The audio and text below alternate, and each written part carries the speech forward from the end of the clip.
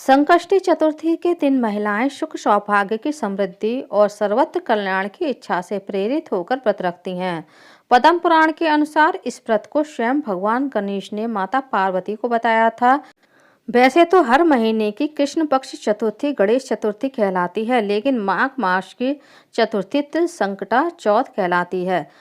पद्म पुराण के अनुसार आज ही के दिन कार्तिकेय के साथ पृथ्वी की परिक्रमा लगाने की प्रतिस्पर्धा में उन्होंने पृथ्वी की बजाय भगवान भोलेनाथ माता पार्वती की 7 बार परिक्रमा की थी।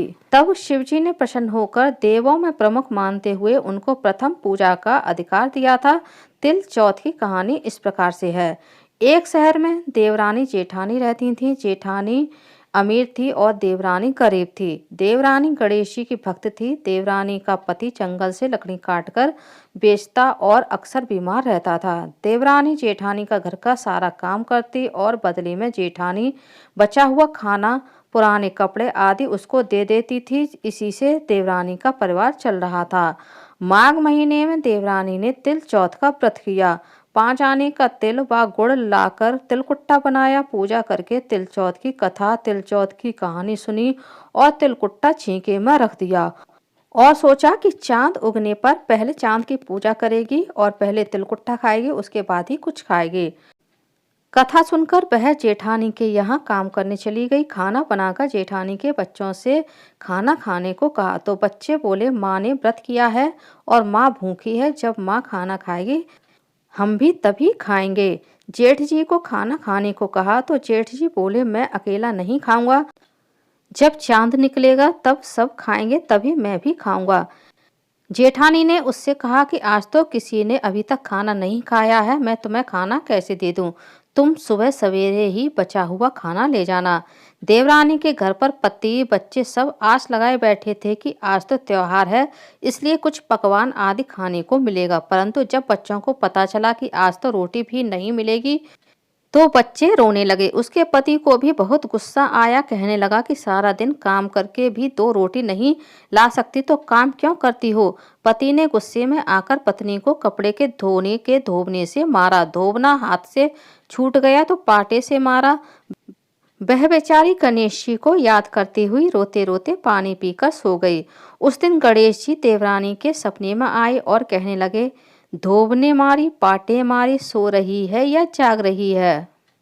वह बोली, कुछ तो सो रही हूँ, कुछ जाग रही हूँ। गणेश जी बोले, भूख लगी है, कुछ खाने को दे। देवरानी बोली, क्या दूँ, मेरे घर में तो अन्न का एक भी दाना नहीं है। जेठानी बचा कुचा खाना देती थी, आज वह भी नहीं मिला। पूजा का बचा हुआ तिलकुट्टा छींके में पड़ा है, वही खा लो। तिलकुट्टा खाने के बाद गणेश जी बोले, धोबने मारी, पाटे मारी, निमटाई लगी है, कहाँ निमटे? वह बोली, पूरा घर पड़ा है, जहाँ इच्छा हो वहाँ निमट लो। फिर गणेश जी बच्चे की तरह बोले, अब कहाँ पहुँचूं? नींद में मग्न। अब देवरानी को बहुत गुस्सा आया कि कब से तंग किए जा रहे हैं, सो बोली, मेरे सर पर पहुँचो। और कहाँ पहुँचोगे? सुबह जब देवरानी उठी तो यह देखकर हैरान रह गई कि उसका पूरा घर हीरे मोती से जगमगा रहा है। सिर पर जहां विनायक जी पहुंचनी कर गए थे, वहां हीरे के टीके व बिंदी जगमगा रहे थे।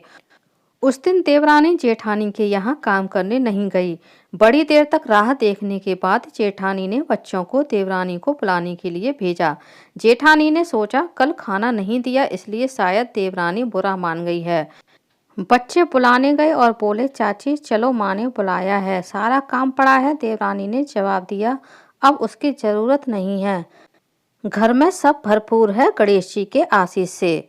बच्चों ने घर जाकर माँ को बताया कि चाची का तो पूरा घर हीरे मोतियों से जगमगा रहा है।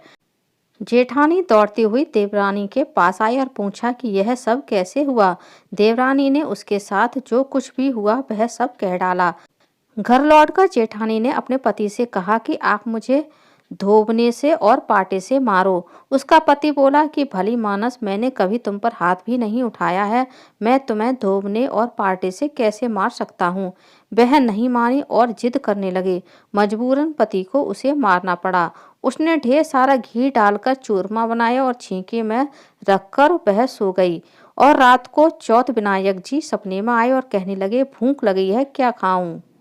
जेठानी ने कहा कि हे गणेश जी महाराज, मेरे देवरानी के यहाँ तो आपने सूखा तिलकुट्टा खाया था, मैंने तो झरते घी का चूरमा बनाकर आपके लिए छींके में रखा है। फल और मेवे भी रखे हैं, जो चाहें आप खा लीजिए।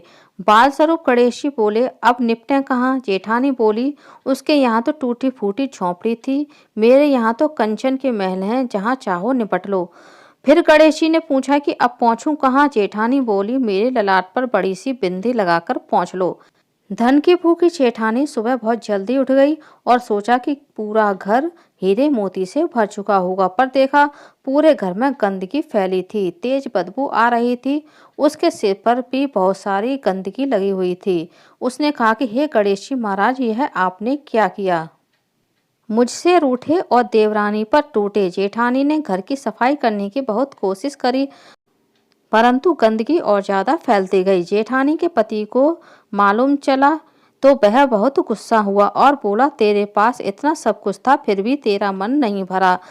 परेशान होकर चौथ के गणेश जी से मदद की विनती करने लगे। गणेश जी ने कहा, देवरानी से जलन के कारण तूने जो किया था वह उसी का फल है। अब तू अपने धन में से आधा धन उसे दे देगी, तभी यह सब साफ होगा। उसने आधा धन बांट दिया, परंतु मोहरों की एक हांडी चूल्हे के नीचे गाड़ दी। उसने सोचा किसी को पता नहीं चलेगा और उसने उस धन को नहीं बांटा। उसने कहा कि हे श्री गणेश जी, अब तो अपना यह बिखराव समेटो। वे बोले, पहले चूल्हे के नीचे गड़ी हुई मोहरों की हांडी सहित ताक में रखी हुई 2 सुई के भी 2 हिस्से कर। इस प्रकार गजानन ने बाल स्वरूप में आकर सुई जैसी छोटी चीज के भी बंटवारे किए और अपनी माया समेटी। हे गणेश जी महाराज, जैसे आपने देवरानी पर कृपा की, वैसी कृपा सब पर करना। कहानी कहने वाले, सुनने वाले व हुंकारा भरने वाले सब पर कृपा करना, किंतु जेठानी को जैसी सजा दी वैसी सजा किसी को भी मत देना। बोलो गणेश जी महाराज की जय। चौथ माता की जय। जय माता दी।